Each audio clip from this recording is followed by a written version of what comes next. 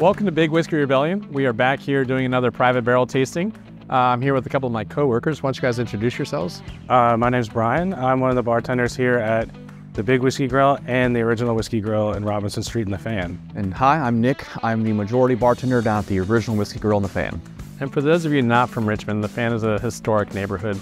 That's where we started at, and this Big Whiskey is actually at a mall, which, you know, malls are cool these days.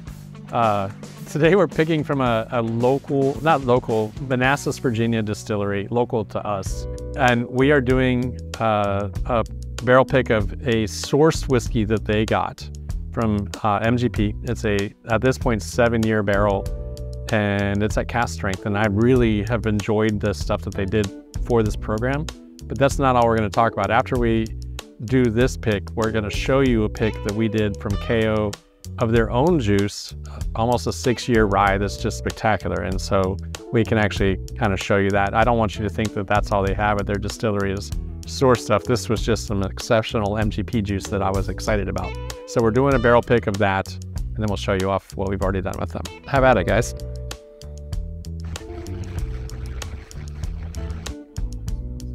It does smell good. Like woody marshmallows. Mm-hmm.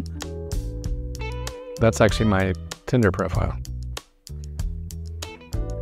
This one's totally different. This one's floral. Mm-hmm. Has a much sweeter nose.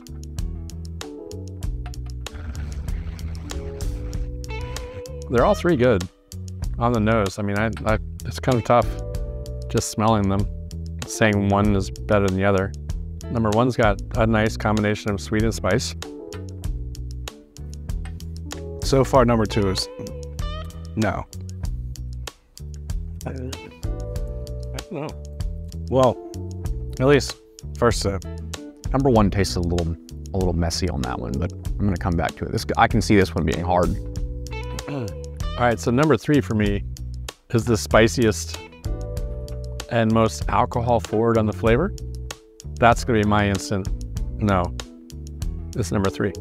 Ooh, two is bunched up. It's a little bit of everything. It's just tight. It's like, it's got a lot, but it's... Revisiting number two is better. So the nose on number two is definitely better to me. It's so weird. Number one on the nose is more ethanol forward and smells thin. So what's really cool about doing this side by side? Yeah.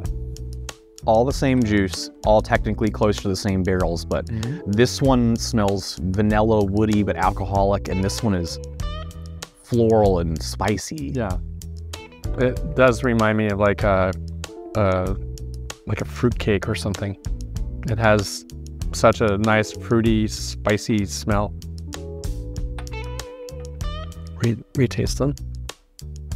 And I think, Brian, I have to agree with you on number two. Seems to be a little better the more I've revisited it. Yeah. The initial hit, I was like, ooh. Yeah. Number one is good. But then I tried three and that one was... Yeah, that one's not a pick. Number one is good, but it's like a singular flavor. When you taste it, the front palate, mid palate, and back palate, it's all the same. It's just like kind of woody spice, touch of sweetness. It doesn't change at all. The nose on number two just keeps getting better as it's sitting out too. Yeah, as it airs. Actually, two smells more like number one now. Now I'm getting a lot of like richer fruits. Number two is just dynamic. Yeah. I mean, it's not alcohol forward at all, even though it's what, 126.73 proof. Yeah, that may have been that initial hit that I got. It was just straight. Yeah, 127 proof. But unlike number one, the flavor up front, it's sweet, raisiny, fruity. Mid palate is where you get some of that spice. And then the back palate is desserty and really great quality. Like, I don't know, I think the roller coaster ride of flavor that you get from number two is more for me. I just had a look on my face as I went back to number three and was like, okay, nope, that's still the same. No, I knew number three. Yeah, that's outset was not my favorite. If we're talking about finish, the finish on number two is way better than number one. Number one ends up kind of bitter. Yeah. Where this one's pleasant.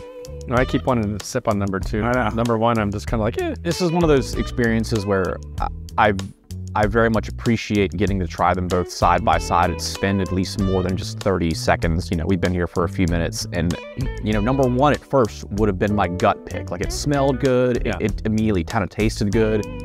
And now coming back to number two after having had it a few more times, I'm like, that's got a much more full-bodied kind of approach to it. The number two is, for me, it's the full palate gets tingled the way I want it to be, and so to me, number two is the winner.